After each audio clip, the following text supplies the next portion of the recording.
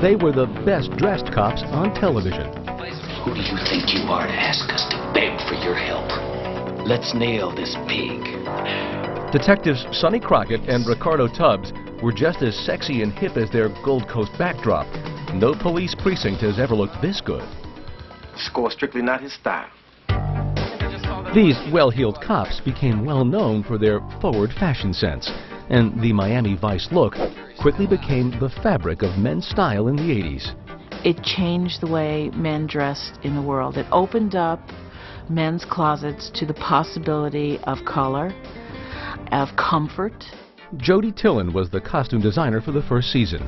In her early conversations with executive producer Michael Mann, it was clear fashion would play a critical role in the show. He had some really sort of edgy ideas, you know, men in pastels, and clothes being another character in the story. It was very interesting to me. The cover of GQ.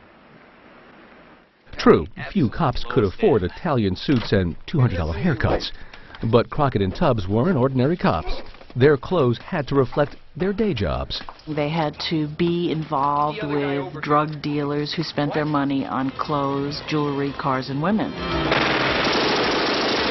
So I had to make them totally mesh into that world in a comfortable way. Scraping by on 4 hours sleep a day. Living undercover for weeks at a time. Dealer this week, outlaw biker the next. If it's Tuesday, I must be working drugs. Don Johnson's character, Sonny Crockett, was a beach bum cop, more comfortable in a pair of shorts and flip-flops than silk suits. His style was studied casualness, fitting for a guy fighting drug lords by day, living on a boat by night. Well, I used to keep his T-shirts in the costume department on a pile on the floor so that they would have the exact wrinkles and look kind of sloppy. He never wore a belt, he never wore socks. He did the least amount to look that way because he was a beach guy. I got a job. And Tubbs came from New York. He was much more formal. He was more self-conscious in his dressing. He chose his tie. He chose his shirt. Crockett threw on the cleanest thing in the morning. I don't know how this is going to work, Tubbs. I mean, you're not exactly up my alley, style and persona-wise. In the beginning, Tillen says, Don Johnson fought against high fashion. He wanted more denim and less linen for his character, more like a cowboy and less like an Easter egg. At first, Don was not comfortable with pastels. He had a different feeling about what he wanted to do with the character. He wanted to wear V-neck sweaters and jeans and cowboy boots.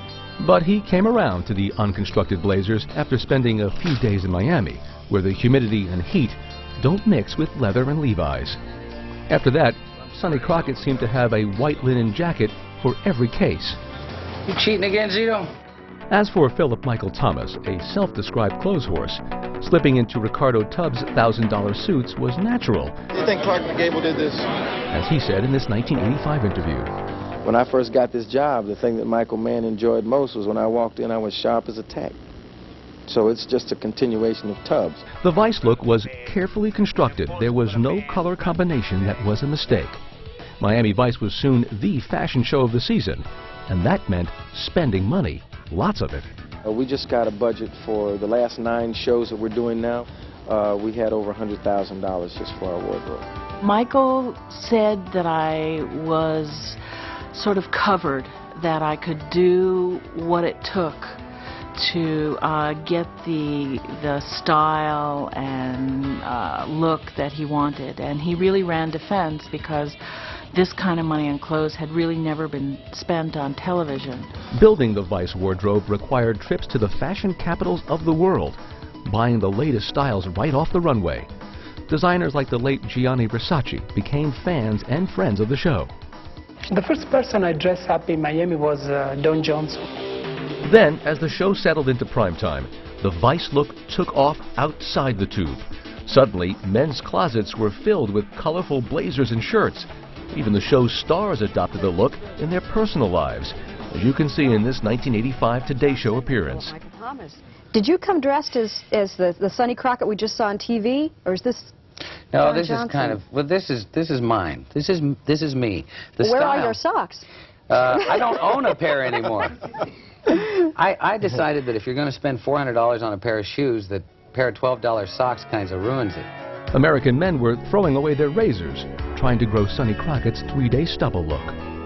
Someone said, why does Crockett always have stubble? And I said, well, he seldom, if ever, wakes up in his own bed. So therefore, he doesn't have his shaver and things like that. 3-day stubble, no belts, no socks. They broke the rules of fashion on purpose. Miami Vice wasn't just a TV show. It was the trendsetter of the 80s, influencing how both television shows and their viewers looked. 20 years later, when people think of 1980s style and fashion, they still think of Miami Vice.